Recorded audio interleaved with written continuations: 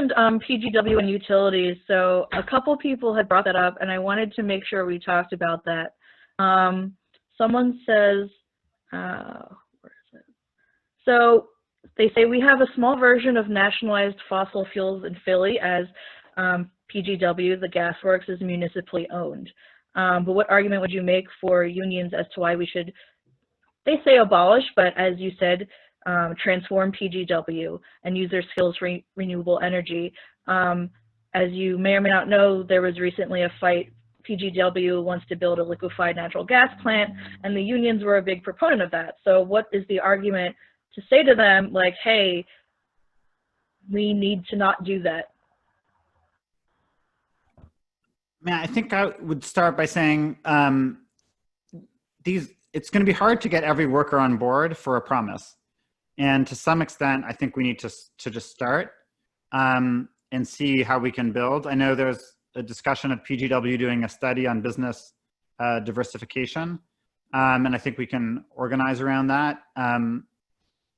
You know, I think that sort of like core thing that we're proposing is to essentially, if you're talking about buildings, replace heating by furnace with heating by heat pumps, which are electric systems that are essentially like inside out air conditioners in terms of how they operate.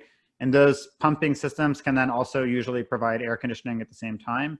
And you can also use a slightly different version of that technology, but which is also a heat pump, to heat water. And that means that you can take all the systems and buildings that are being done with natural gas and do them with heat pumps, heat transfer pumps. And so I think the goal here is to say all that work of transition, and in particular in large buildings, should actually be done by PGW. PGW should be involved in that. They're already going and doing hookups in buildings and so on. And it's going to take sort of making the electric grid in the city more robust to handle the new electricity, because we're getting rid of more natural gas. So I think that if we can put a plan on the table that very clearly lays out that will actually maintain and in fact probably expand the amount of work done in PGW, then it becomes an operational challenge of taking the workers who are not able to retire, don't want to retire, and some substantial chunk of them, and eventually all of them, retraining them in the technologies that are involved with heat pump installation, heat pump operation, heat pump maintenance, and electric grid fortification within the city. So I guess that would be my strategy, is very, very concrete plans that demonstrate that there's work to be done and to allocate that work to PGW. I think we're very lucky. We're unlucky that we own a gas utility, but we're lucky that the gas utility we own. And I think that puts us in a good position. And Philly is for the most part does run on natural gas. And that means that there is a huge amount of work that's going to be required to undo that system and to replace it with something that actually works a lot better. Yeah, I started to sort of mention this when I was talking earlier, but I think there's a big difference in general between something like nationalizing the fossil fuel industry and bringing utilities under public ownership, which is that we need utilities and we don't need fossil fuel companies, right? And so the missions are very different for what public ownership looks like, in that the mission of a publicly owned fossil fuel company is to wind down as quick as possible and give workers an off-ramp that gives them dignified lives. Whereas I think that mission looks very different for when you're talking about either bringing a currently private utility under public ownership or transforming an existing public utility to be better. I have spent a decent amount of time looking at rural electric cooperatives, which came out of the New Deal, and were founded on fairly radical principles by people who have been pushing for public power sort of against charges of red baiting for years and years and years, and were set up to be worker owned and run, really rooted in communities, seen as sort of engines of economic development for rural America, and in the last 60 and 70 years have devolved more or less. Many of them are very undemocratic. They are still legally cooperatives.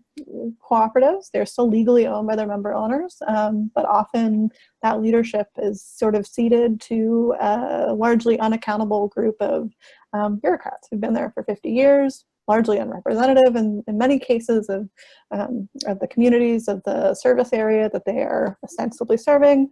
And so I don't think public ownership is a solve, right? I don't think, you know, that simply having something be owned by a municipality or a city, or even by its workers or its, you know, ratepayers, solves any problems. And I think the context really matters, right? And so in the case of PGW, this, you know, municipally owned gas company, I think that is a project of transformation, right? As sort of Daniel was mentioning, is that there, you know, we wage campaigns against public institutions all the time, right? The Philadelphia school system, the New York City school system, right? There are, these are also fights to be had. And I think, you know, sort of having that context in mind, that there, you know, it's not, the question of ownership is one thing, and taking the profit motive out of the equation is huge, but that doesn't kind of get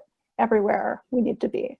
And so I think, you know, the fight sort of doesn't end at you know, changing an ownership structure of a utility, but really sort of begins, and fighting for what that should look like. And I think the sort of less relevant to PGW, but you know, when you think about something like PG&E, the sort of massive electric utility that caused the wildfires in California, the context by which PG&E will be brought under public ownership matters a lot, right? If that is a fight for decarbonization, if that is a fight by a working class coalition that wants a Green New Deal, looks very different than if Gavin Newsom signs a piece of paper and makes it, you know, PG&E the state utility. And so I think that the sort of battle by which things are, you know, change hands is really important.